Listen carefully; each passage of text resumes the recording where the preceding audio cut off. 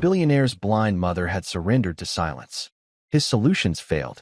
Then, the maid's daughter saw her darkness and did the one thing no one expected. Her world had shrunk to a single chair in a castle of glass. Florence Beaumont, once a celebrated musician, was now a prisoner in her own body, living in total darkness. Her illness had extinguished the light, but it was despair that was winning her spirit.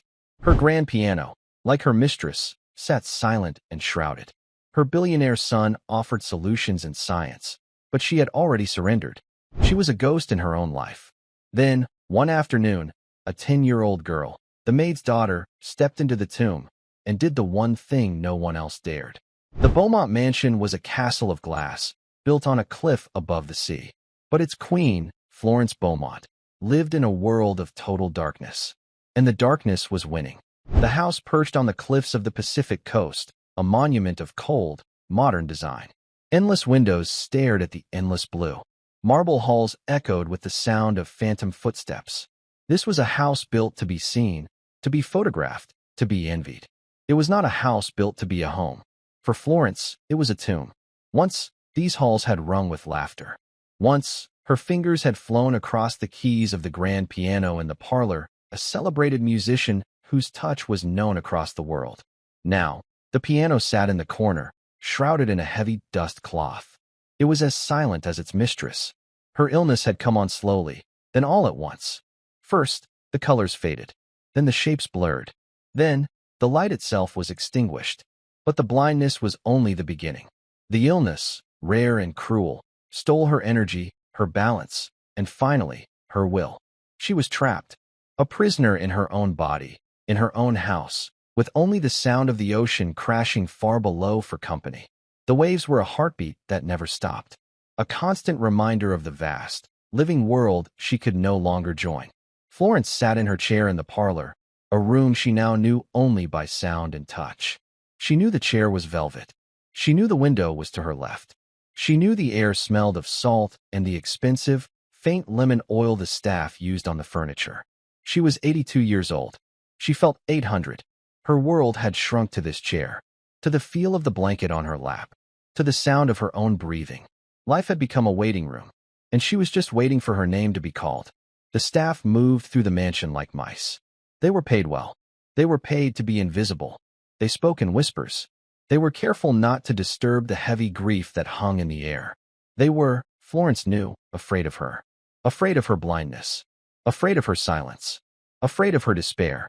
Her son, Nicholas Beaumont, was not afraid of her. But he was not afraid of anything.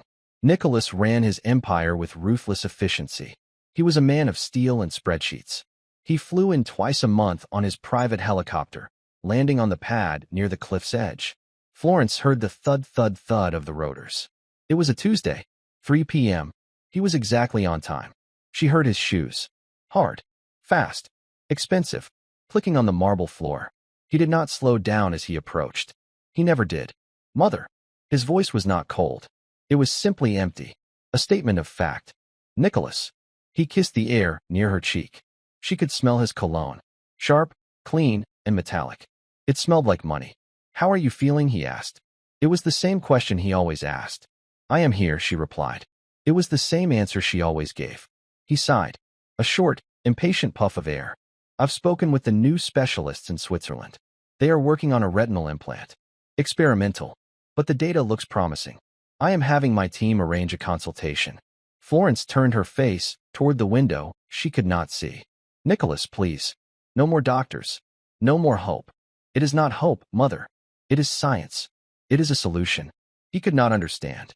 He saw her blindness as a problem to be solved. A line on a balance sheet that was in the red. He thought he could fix her. He thought he could buy her sight back. He did not understand that the true sickness was not in her eyes. It was in her spirit. I am tired, she whispered. I just want to be left alone. That is the depression talking, he said, his voice crisp. Nurse Reyes informs me you are not finishing your meals. I am not hungry. You must eat to keep your strength up. For what? The question slipped out, sharper than she intended. For what, Nicholas? So I can sit in this chair for another year? So I can listen to the waves and remember what the sun looked like? Silence. She had done it again. She had made him uncomfortable. He was a man who solved problems. Her grief was not a problem he could solve. "I have a meeting," he said finally. "I will be back before dinner. Please, try to eat." His shoes clicked away. Fast. Hard. Leaving her alone again in the vast, echoing room. She let the tears come. They were silent. They were cold. They did not matter. She was a ghost in her own life. Later that afternoon, the house was quiet. The sun, she knew, must be setting. She could feel the temperature in the room begin to drop. Martha, the head maid, was working late. She was a good woman. Quiet. Diligent. Florence liked her because she never used that high, pitying voice that others did. Martha spoke to her normally. But today, Martha was not alone. Florence heard a faint sound from the hallway. A scuff. A small cough. "Sophie, I told you to stay in the kitchen," Martha whispered harshly from the hall. "I'm sorry, Mama. I finished my homework." The voice was small, but clear as a bell. A child. "Well, you sit there, and you do not move. And do not touch anything." "Yes, Mama." Florence listened. A 10-year-old girl. She tried to remember what 10 felt like. It felt like a different lifetime. A different world. She heard Martha's vacuum start up in the next room, a low, distant hum. The silence of the parlor returned. Then, a new sound. A tiny footstep on the marble threshold. Florence tensed. The staff knew the rules. Her son's rules. She was not to be disturbed. "Ma'am." The voice was the child's. "Sophie." Florence did not answer. Maybe the girl would go away. Another step. Closer. "Mrs. Beaumont, you should not be in here," Florence said. Her voice was rusty, like a hinge that had not been used. "I know. I'm sorry. My mama is finishing the carpets." The girl stopped, perhaps 10 feet away. Florence could feel her presence. A small, warm spot in the cold room. "I heard you," the girl said softly. "You heard what?" "Before. When your son was here. You sounded sad." Florence's hands gripped the arms of her chair. Such a simple, direct statement. No one else dared to speak of it. "We all get sad," Florence said, turning her head away. "Yes," the girl agreed. "My grandpa Walter used to say sadness is just a room you have to walk through. It's not a place to live." Florence was stunned by the words. My grandpa Walter. A war veteran, Martha had once mentioned.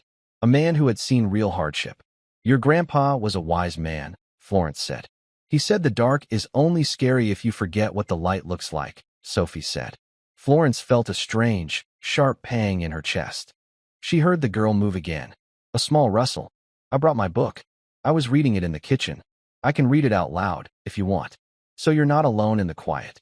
Before Florence could say no, before she could send the child away and sink back into her familiar dark, the girl began to read. Her voice was not perfect. She was only 10, but it was steady. It was sure. "The Wind in the Willows," the girl announced. Chapter 1. The Riverbank. She began.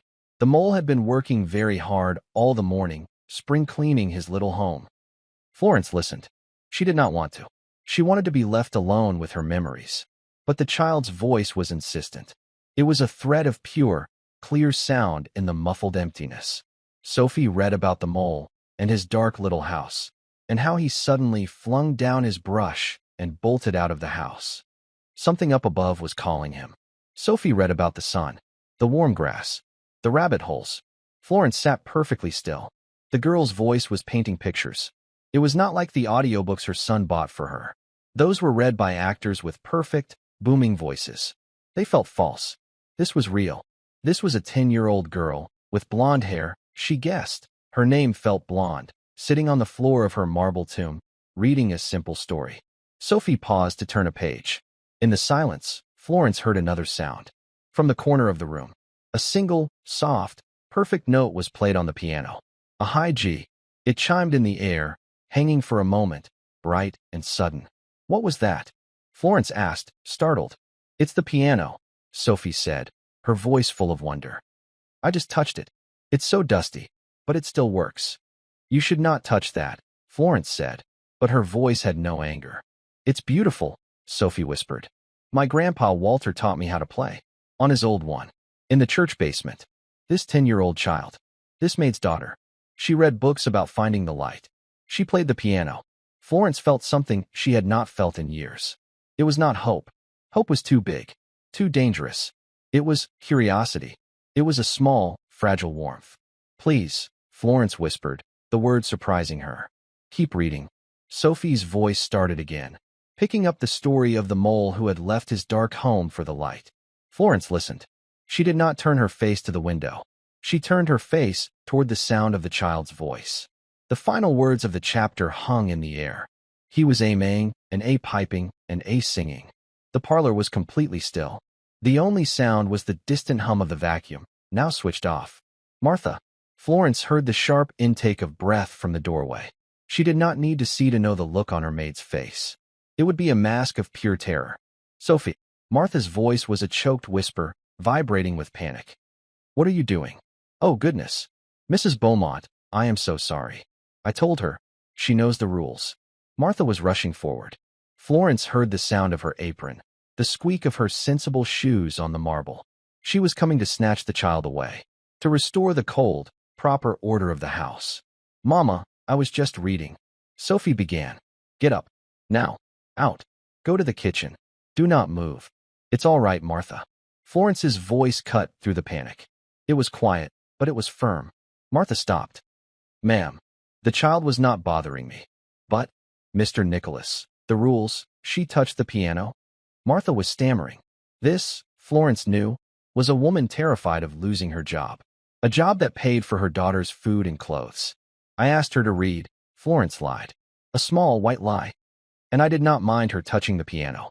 She turned her head toward the sound of the girl's breathing. Sophie. Yes, ma'am. Will you be here tomorrow? With your mother? Yes, ma'am. After school. I would like to hear the next chapter. If you have time. The silence that followed was heavier than any she had ever heard in this house. It was the sound of a rule being broken. The sound of a pattern changing. I have time, Sophie said, her voice bright. Chapter 2 is very good. It's called The Open Road. Then I will see you tomorrow, Florence said. It was a strange phrase to use. See you. But for the first time, it felt true. Come, Sophie, Martha said, her voice still trembling. She grabbed her daughter's hand. And not another word. Florence listened to their footsteps retreat. The small, quick ones of the child. The heavier, worried steps of the mother. She sat alone. The room was empty again. The cold returned. But something was different. She was no longer just waiting. She was waiting for tomorrow. The next day, 3:30 p.m. arrived with a precision Florence had not felt in years. She had eaten a small lunch. She had asked Nurse Reyes to brush her hair. She had her put on the blue cashmere sweater, the one Nicholas's father had bought her decades ago in Scotland. She remembered the color. It was the color of a mountain lake. She sat in her chair, waiting. She heard the clock in the hall chime the half hour. She heard quiet steps. Martha and Sophie. Mrs. Beaumont, Martha said, her voice nervous. Leave her with me, Martha, Florence said. You may return for her when you are finished. Ma'am, I don't know if. It is fine. She will be safe with me. Florence smiled, a small, stiff movement of her lips. Or perhaps I will be safe with her. She heard Martha hesitate, then retreat. She's scared, Sophie said. Yes. She is afraid of my son. Is he a scary man? Florence thought about Nicholas. His crisp suits. His sharp voice. His impatience. He is not scary, Florence said. He is just busy. He does not like things he cannot organize. Oh, Sophie said. Grandpa Walter used to say you can't organize a human heart. That's why war is so messy. Florence marveled again at the girl. She pulled her worn book from her bag. The sound of the zipper was loud in the quiet room. Chapter 2. Sophie said, settling on the carpet. The Open Road. She began to read. It became their ritual. Every day, 3:30 p.m. Sophie read about the mole and the rat. She read about the river. She read about boat trips and picnics. Her voice filled the empty spaces of the parlor. It filled the empty spaces in Florence. The staff began to notice. First, it was Nurse Reyes. You ate all of your soup today, Mrs. Beaumont, she said, her voice laced with surprise. It was good soup, Florence replied. Then, the head of staff, Mr. Hemlock, a man as stiff and dry as his name. You requested the parlor curtains be opened, ma'am? He asked one afternoon. Yes, Mr. Hemlock. I want to feel the afternoon sun. She could not see the light, but she could feel its warmth on her skin. And when Sophie read, she could see it. Sophie, she said one day, interrupting the story. Yes, ma'am. When you read that part, about the golden afternoon, what do you see? Sophie paused. I see. I see the dust. You know, the little bits of dust floating in the air, and the sun hits them, and they look like tiny little stars, like gold glitter. And everything is very quiet, and the air is warm, like when you're under a big, heavy blanket. Florence nodded slowly. She could see it. The golden dust. The warm air. When I was a girl, Florence whispered, my father took me to a meadow. It was in June. The grass was so tall. I remember. I remember the smell of it. Sweet and dry. Like hay. Yes, exactly like hay. And I could hear the insects. A low, buzzing sound. Everywhere. The sound of summer, Sophie said. Yes. Florence smiled. The sound of summer. She had not recalled this memory in 30 years. The illness had covered everything in a thick, gray fog. Sophie's voice was the wind, and it was slowly, gently, blowing the fog away. Life began to come back to the room, piece by piece. Florence asked for flowers. What kind, ma'am? Mr. Hemlock asked, baffled by the new request. Freesias, Florence said. The white ones. They have a scent. I want to smell them. A large vase of white freesias was placed on a table near her chair. Their sharp, sweet perfume cut through the old smell of lemon oil and salt. She began to ask Sophie about her life. About school. About her mother. About Grandpa Walter. He was my mama's grandpa. Sophie explained one day, after finishing a chapter. He was in a big war. A long time ago. In France. A veteran, Florence said. Yes. He was very brave. He got a medal. But he was sad a lot, too. He said he saw too many things he couldn't forget. He's the one who gave me my name. Sophie. It means wisdom. It is a good name for you. He said wisdom isn't about being smart. He said it's about seeing what other people miss. What did he mean? He meant, like seeing that someone is sad, even when they're smiling, or knowing when to be quiet.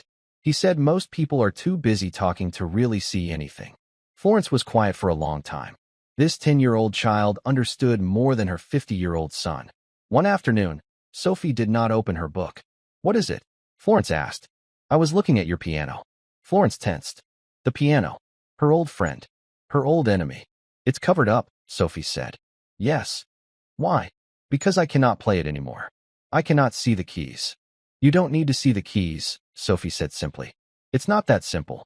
Grandpa Walter taught me to play. His hands were very shaky. From his sickness. He said his hands didn't always do what he told them.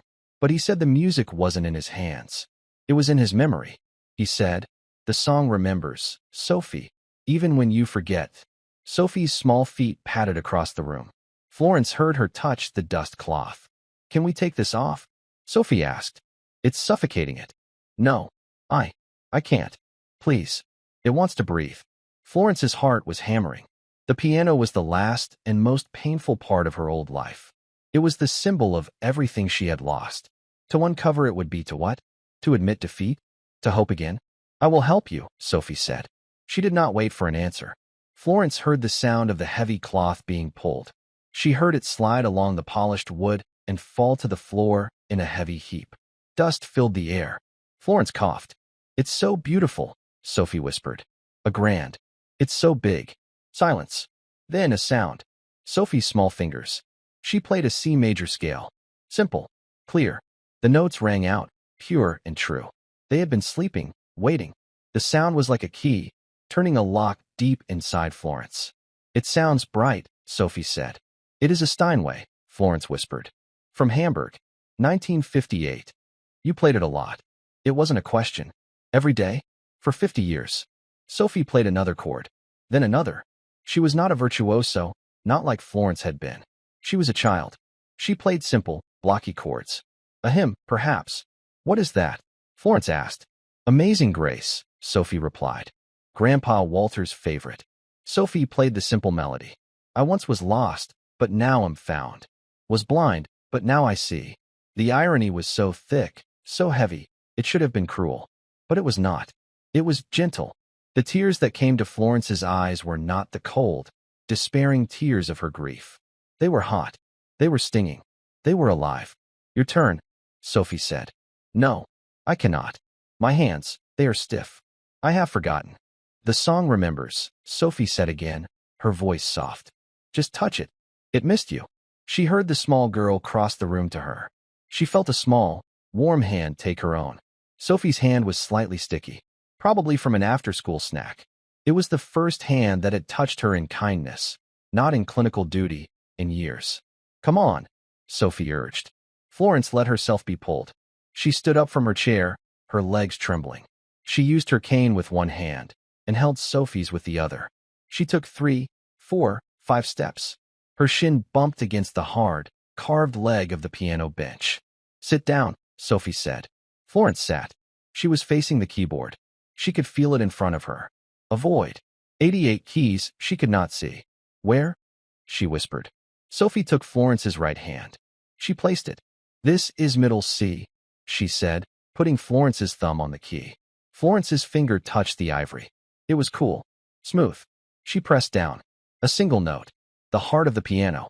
She let it ring until it faded into nothing.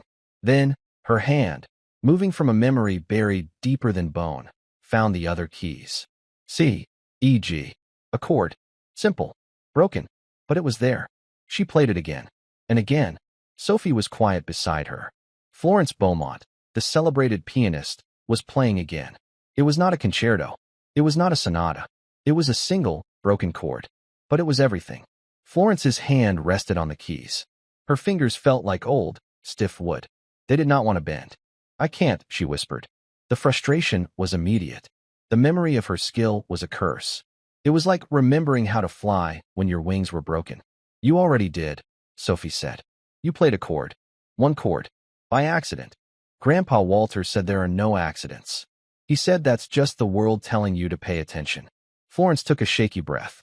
The smell of the old wood, the faint metallic tang of the strings, the perfume of the freesias in the room. It was all mixing together. She placed her left hand on the keys. She fumbled, her pinky striking 2 notes at once. A ugly, flat sound.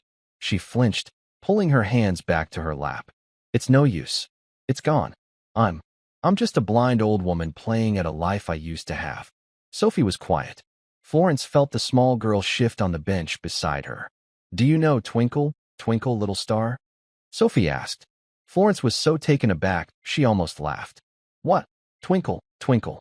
I know that one. I can play it. My dear, Florence said. I used to play Rachmaninoff. I used to play Chopin's Etudes. I don't know them, Sophie said simply. But I know this one.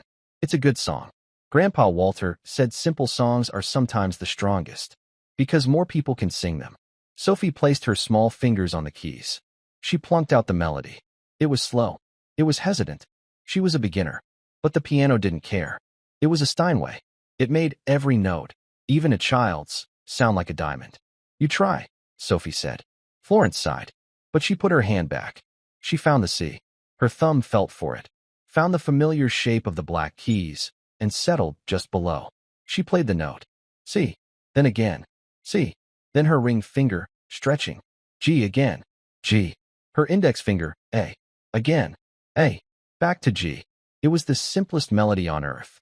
And her hand ached from the effort. It was clumsy. It was halting. But it was music. She finished the line. She stopped. Her hand was trembling. You did it, Sophie whispered, as if she had just watched a mountain move. Florence's eyes, blind and useless, were brimming with hot tears. She had not played a melody in 5 years. It remembers, she whispered, echoing the girl's words. See, Sophie said, satisfied. I told you. That afternoon, they did not read. Florence stayed at the piano. She played the melody again. And again, her fingers grew slightly more confident. They began to move, searching for the chords that went underneath. Her left hand found a simple harmony. When Martha came to the door an hour later, she stopped dead. She was not just seeing her employer out of her chair. She was not just seeing the piano uncovered. She was hearing music. It was soft. It was simple. But it was music. And it was coming from the mistress of the house. Florence, lost in the sound, did not hear her. Mrs. Beaumont, Martha said, her voice trembling. Florence startled, her hands dropping. Oh, Martha, it is that time already. Yes, ma'am. Martha stepped into the room. She was looking from the piano, to her daughter, to the old woman. She saw the tear tracks on Florence's powdered cheek. Ma'am, are you all right? Florence turned her face toward the sound of Martha's voice. And for the first time in years, she smiled. It was not the stiff grimace of politeness. It was a real, watery, broken smile. "I am more than all right, Martha," she said. Her voice was stronger than it had been all year. "Your daughter is a miracle." Martha looked at Sophie, who was swinging her legs on the piano bench. "Her child. A miracle." "Thank you, Sophie," Florence said. "Tomorrow, we will try the next song." The house changed. It was not a sudden change, but a slow, steady tide.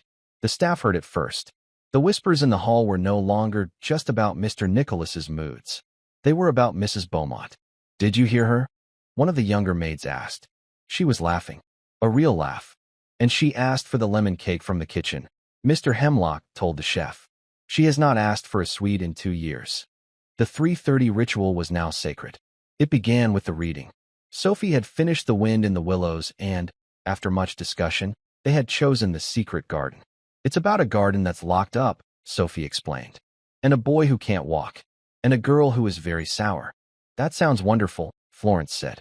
Sophie's voice would fill the room, painting pictures of stone walls and buried keys.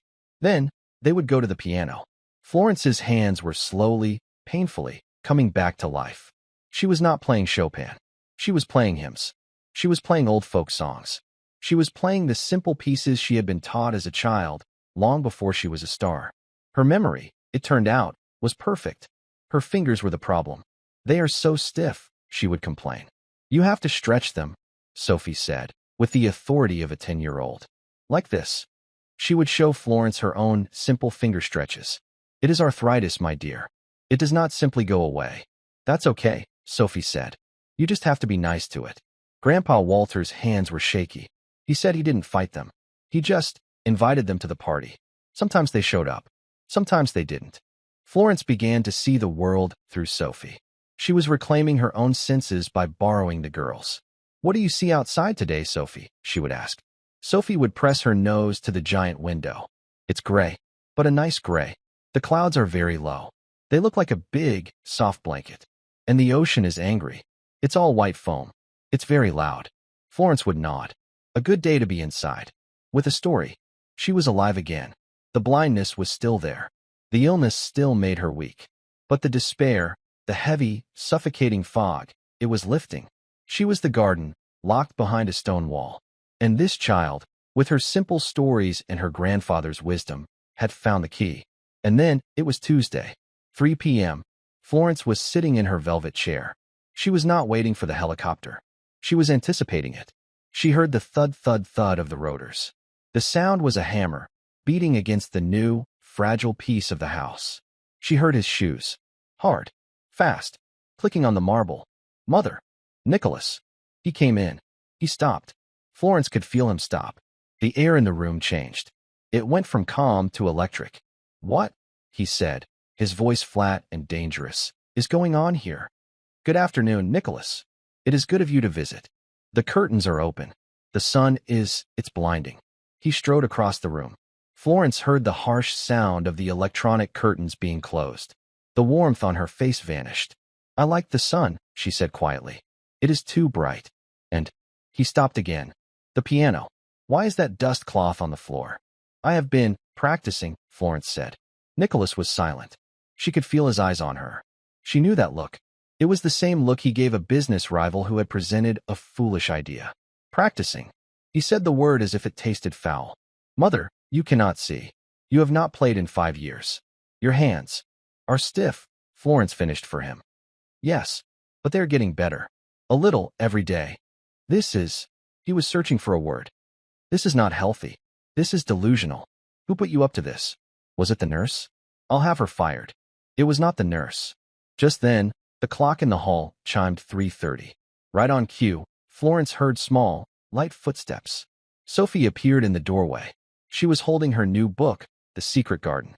She stopped when she saw Nicholas. He was a tall, severe man in a dark suit. He looked like a shadow that had taken human form. But Sophie was not Martha. She was not paid to be afraid. She smiled politely. "Hello. You must be Mr. Beaumont." She walked past him, giving him a wide berth, and went straight to Florence's side. "I'm here, Mrs. Beaumont," she said, her voice clear. "I'm sorry I'm a minute late. Mrs. Gable kept us after for math." Nicholas watched this.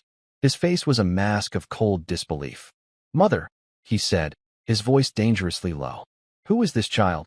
"This is Sophie," Florence said. She reached out her hand, and Sophie took it. "She is Martha's daughter. She is my friend." "Martha's daughter," Nicholas repeated. He looked at Sophie as if she were a strange insect. "The maid's child." He turned back to Florence. "You are letting a maid's child play games with you? This is what this is. This is why the piano is uncovered? You are playing tea party with the staff's children."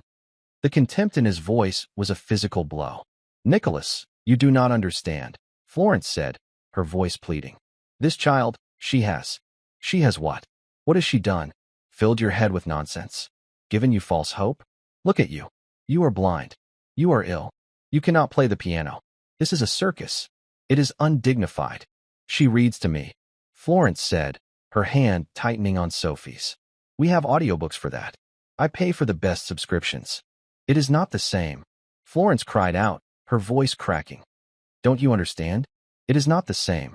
Her voice, it helps me see." "That is the most absurd thing I have ever heard," Nicholas said, pinching the bridge of his nose. "It stops. Today." "No." Nicholas froze. His mother had not used that tone with him in a decade. "What did you say?" "I said no. Sophie will continue to come. I will continue to listen.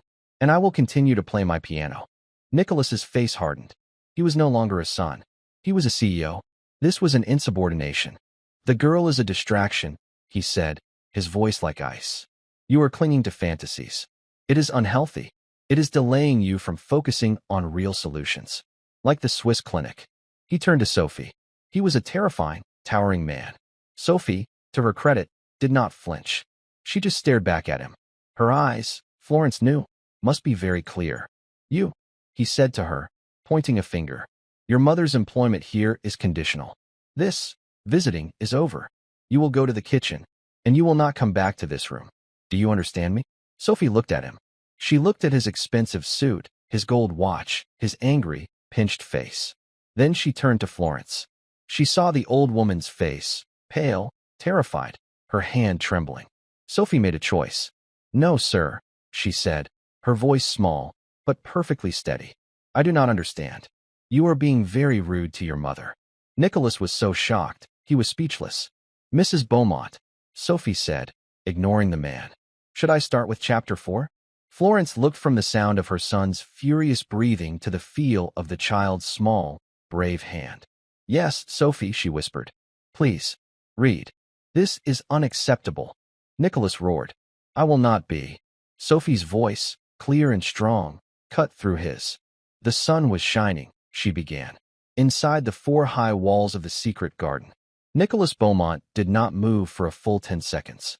He stared at the 10-year-old child who had just begun to read. He stared at his mother, who was listening to her. The fury that came over him was cold. It was the absolute, precise rage of a man whose world order had been violated. He did not yell again. Yelling was a loss of control. He retook control. "Stop," he said. The word was not loud. It was a stiletto. Sophie's voice faltered and stopped. Nicholas did not look at his mother. He did not look at the child. He walked to the wall-mounted intercom, his steps perfectly measured. He pressed the button. "Mr. Hemlock." The butler's voice was immediate, tinny from the speaker. "Yes, Mr. Beaumont. Bring Martha to the parlor. Now." "Sir, she is in the middle of." "Now." He released the button. The connection cut with a sharp click. Florence's hand flew to her own throat. She was trembling. "Nicholas, whatever you are planning, do not. This is between you and me. The child, Martha, they have done nothing. They have done this," Nicholas said, gesturing to the open curtains, the uncovered piano, the open book. "They have indulged this fantasy. It is an infection. I am removing it." "You are a cruel man," Florence whispered. "I am a realist, mother. I am trying to save your life while you are content to be entertained in a sandbox." Heavy, rushing footsteps approached. Martha. She must have run from the kitchens. She appeared in the doorway, her face flushed, her hands twisting in her apron. She saw her daughter. She saw Mrs. Beaumont's pale, frightened face. And she saw Mr. Beaumont. His back was to her, rigid as a steel bar. "Mr. Beaumont, sir?" Martha's voice was breathless. Nicholas turned. His face was devoid of all emotion. "Martha, your services are no longer required." The words just hung in the air. Martha's face went white. Sir, you have been permitted to bring your child onto this property. A clear violation of staff protocol. She has been allowed to disturb my mother. She has, I discover, been here daily. You have been negligent. Your employment is terminated. No, Florence cried out, struggling to rise from her chair. Nicholas, I invited her. I asked her. It doesn't matter, Nicholas said, waving a hand. I am the head of this household. Mr. Hemlock will have your severance pay ready. You and your daughter will be off this property in 1 hour. Martha's eyes filled with tears. She was not just losing a job. She was losing her home. The staff quarters were her apartment. Mr. Beaumont, please. I need this job. I have nowhere. Sophie, what did you do? She whimpered, turning to her daughter. I just read to her, Mama. Sophie cried, running to her mother. He's just mean. He's a mean old man. Be quiet, Sophie. Martha hissed, grabbing her arm. Sir, please, she's just a child. She doesn't understand. I'll make sure she never comes in here again. Please. 1 hour, Nicholas said. He turned and looked at Florence. She had sunk back into her chair, defeated. Her face was a mask of gray despair. The specialist from Switzerland will be here on Thursday to prepare you for the trip, he said, as if nothing had happened. I have handled the distraction. He walked out of the parlor. His shoes clicked. Hard. Fast. Gone. The house went back to the grave. The silence that fell was heavier, colder, and more final than before. Mr. Hemlock, his face tight with grim duty, entered the parlor an hour later. Florence had not moved. She had heard the car. A taxi. She had heard it drive away down the long, gravel path. Sophie was gone. Mr. Beaumont's orders, ma'am, Hemlock said. Florence did not reply. She heard him cross the room. She heard the sound of the curtains being closed. The sound of the motors was the sound of a coffin being sealed. The warmth of the sun was gone. She heard him walk to the piano. He bent down. He lifted the heavy dust cloth. Florence heard the sound of the canvas as he pulled it back over the piano. It was a whoosh, followed by a soft, heavy thump. The piano was suffocated again. It was silent. Will there be anything else, ma'am? No, Mr. Hemlock, she whispered. There will be nothing else. He left. The freesias were removed. The vase was gone. The smell of perfume was gone. The room once again smelled only of lemon oil and the cold, damp salt of the sea. Florence Beaumont was alone. She had been given a light, a small, warm candle, and her son had snuffed it out. The despair that returned was not the slow, creeping fog of before.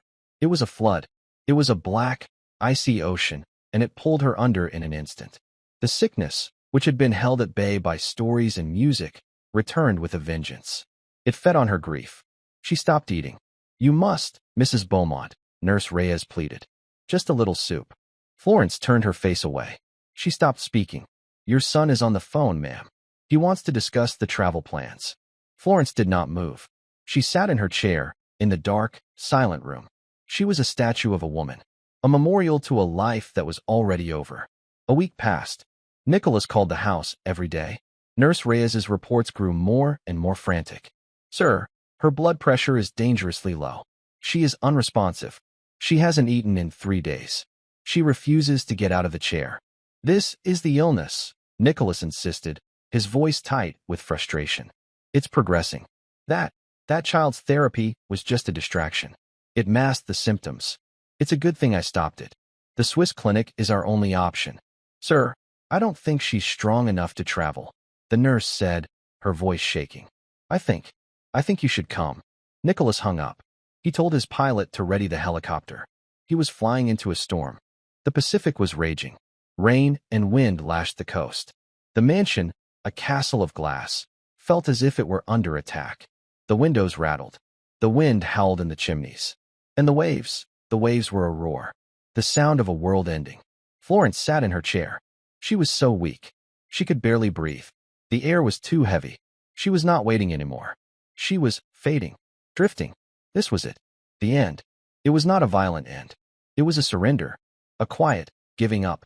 Her head lolled to the side. Her hand, the one that had touched the piano keys, slipped from the arm of the chair. It hung in the air, pale and limp. She heard a sound. A voice. Grandpa Walter? She thought, in a moment of fog. No, not her grandfather. The song remembers Sophie. Sophie. Her name was a single, pain breath. Sophie.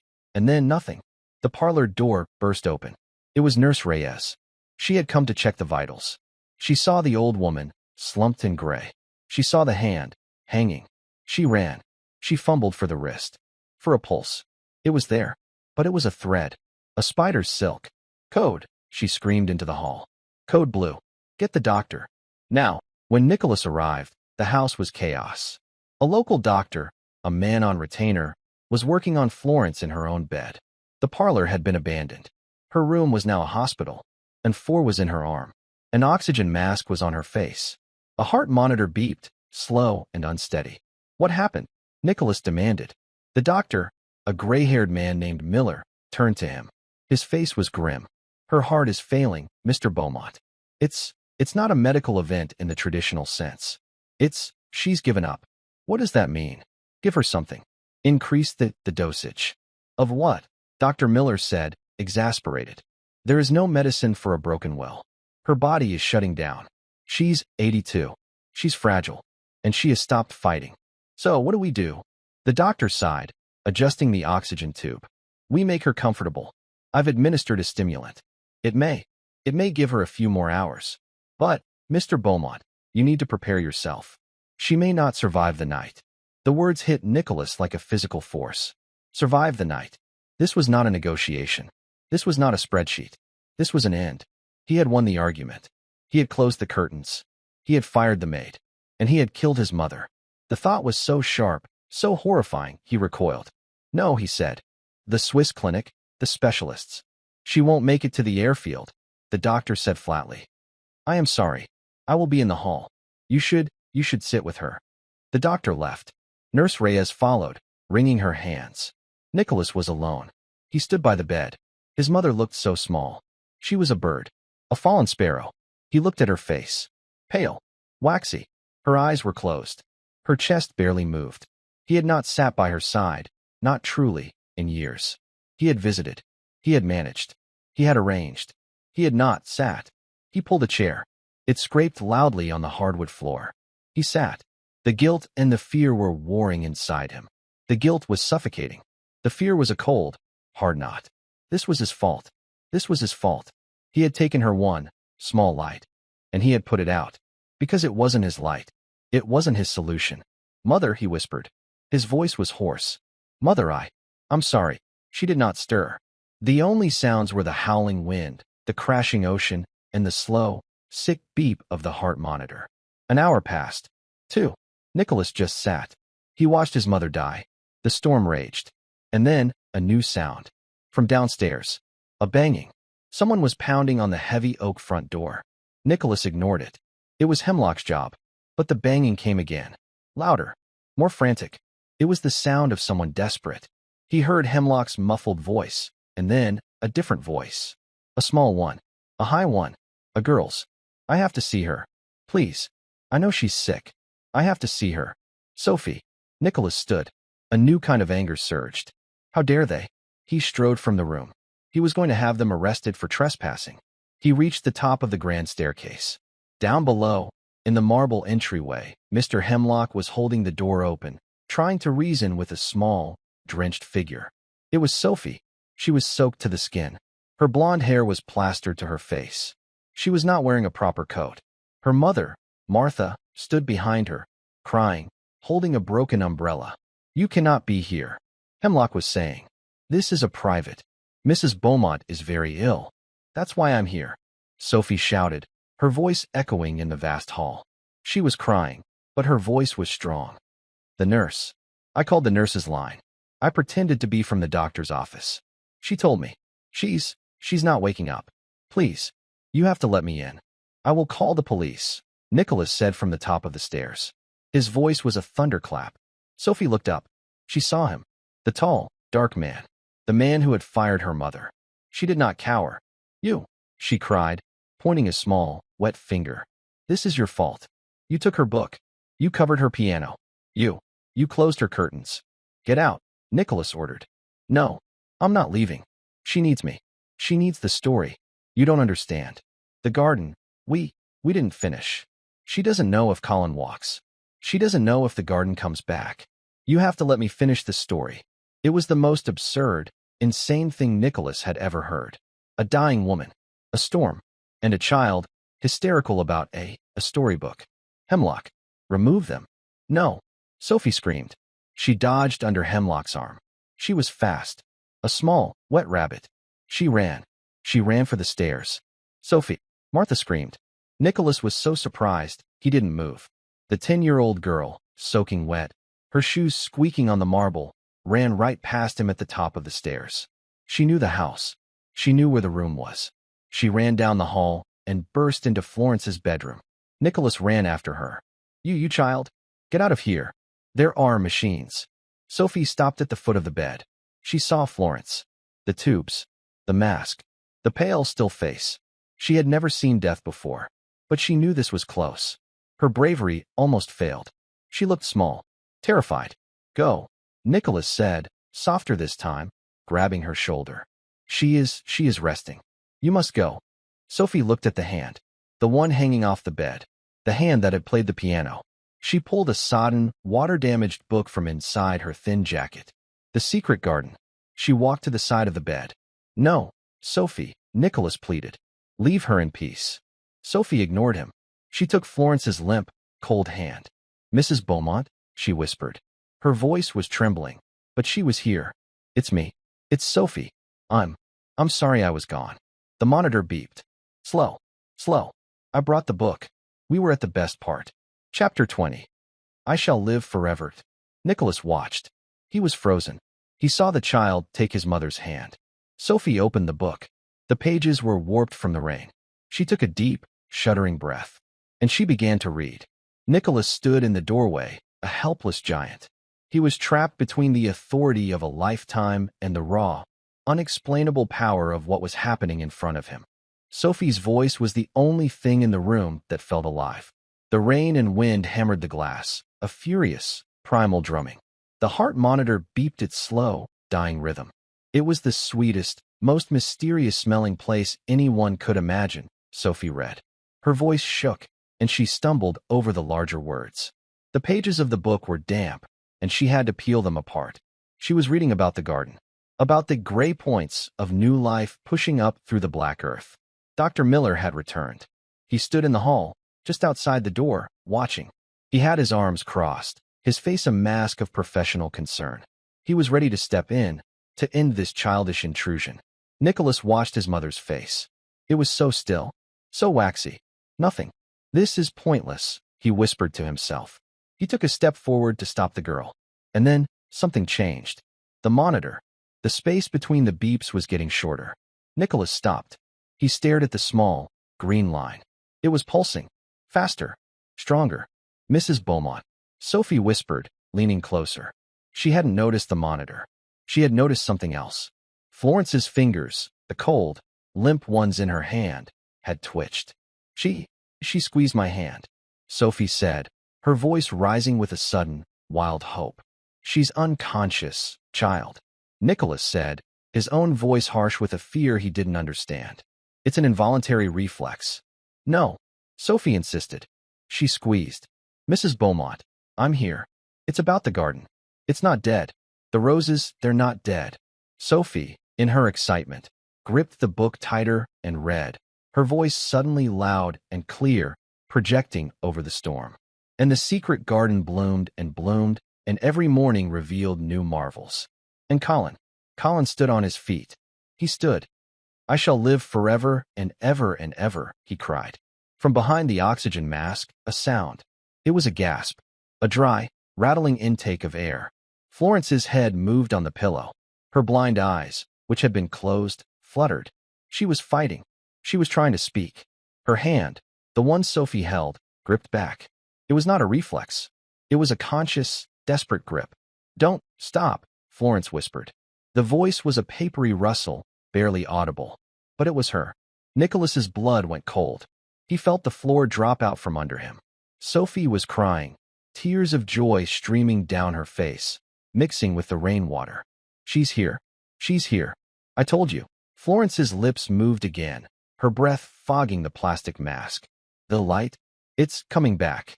Nicholas watched, his world breaking apart and reforming in a single, agonizing moment. He had offered her the finest science in the world. He had offered her clinics, specialists, and experimental surgeries. He had tried to fix her as if she were a broken asset. This 10-year-old child, with a wet book and a story about a garden, she had reached her. He finally understood. He had been trying to buy her sight. Sophie had given her a reason to see. It wasn't about the eyes. It was about the heart. It wasn't just words. It was love, made audible. Dr. Miller stepped into the room. He was staring at the heart monitor, his jaw slack. The rhythm was steady. Weak, but steady. He looked at Florence. Her vital signs were stabilizing. He looked at the girl. He had no medical chart for this. There was no pill, no procedure, that could do what this child had just done. He looked at Nicholas. He gave a single, baffled shake of his head. And then, he did something no doctor would normally do. He backed quietly out of the room. He motioned to the nurse. He let the treatment continue. Sophie did not leave. She sat on that chair for hours. Martha was brought in, wrapped in a warm blanket, and sat in a corner, weeping silently.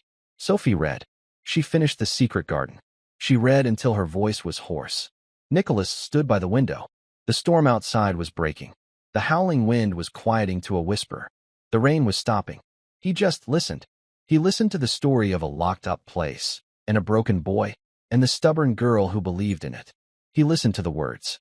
He listened to the sound of his mother's breathing, which was no longer a death rattle, but the shallow, even breath of sleep. He had handled the distraction. He had almost destroyed his mother. He saw the child, Sophie, with her blonde hair, now drying in damp curls. She looked exhausted, but she kept reading. Grandpa Walter, a war veteran. He had taught her this resilience, this strange, unchildlike wisdom. She sees what other people miss. He had missed everything. As dawn broke, a pale, watery gray light filled the room. Sophie had finally fallen asleep. Her head was pillowed on the edge of her mother's lap, the book still open on the floor. Florence was breathing. The oxygen mask was still on, but she was breathing. Nicholas had not moved all night.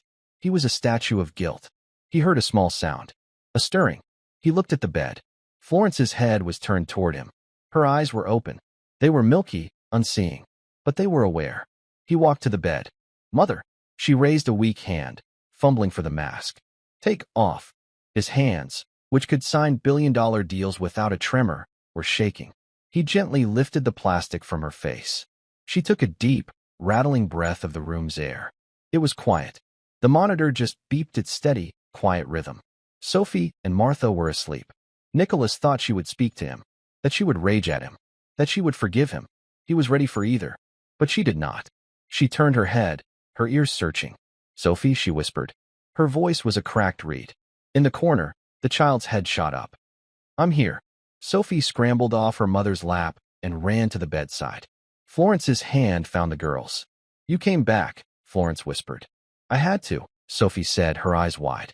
The garden. I had to tell you. Florence smiled. It was the first true smile Nicholas had seen on her face in a decade. It was weak, but it was radiant. It lit up her ruined face. You did it, Sophie. She turned her face toward Nicholas, though she could not see him. Did you hear, Nicholas? She did it. I heard, Mother. Florence turned back to Sophie. Her voice was frail, but it held a new, unshakable strength. You helped me see again, she whispered, squeezing the child's hand. Not with my eyes. With my heart. Nicholas Beaumont finally broke.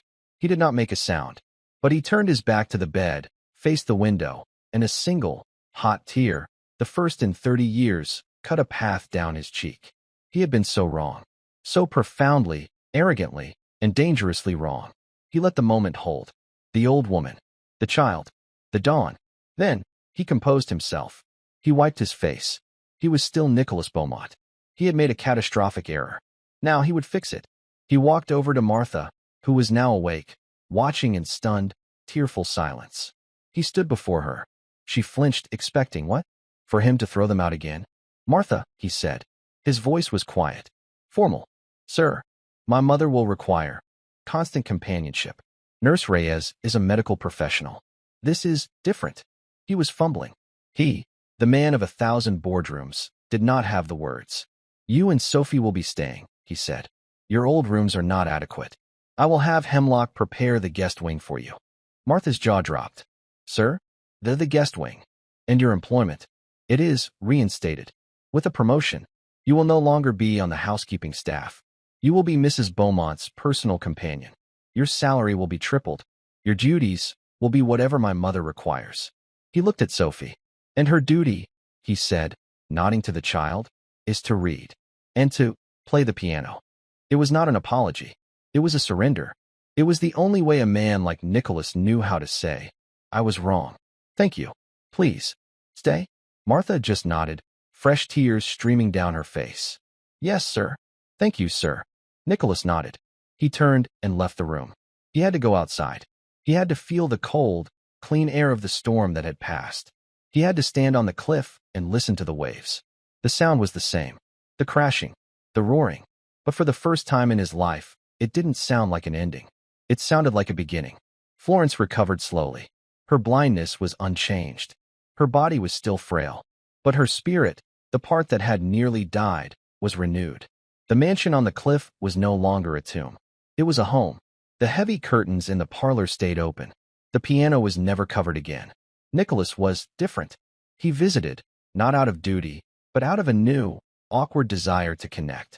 He stopped trying to fix his mother. He started, simply, to listen to her. He learned the names of the staff.